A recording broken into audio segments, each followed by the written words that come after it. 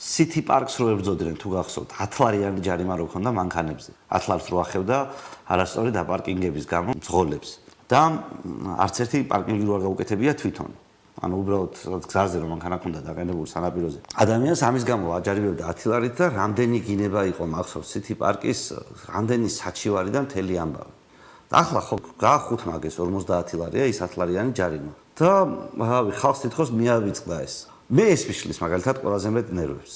ჯარიმების გაუქმებით დაპირებით მოხვედი.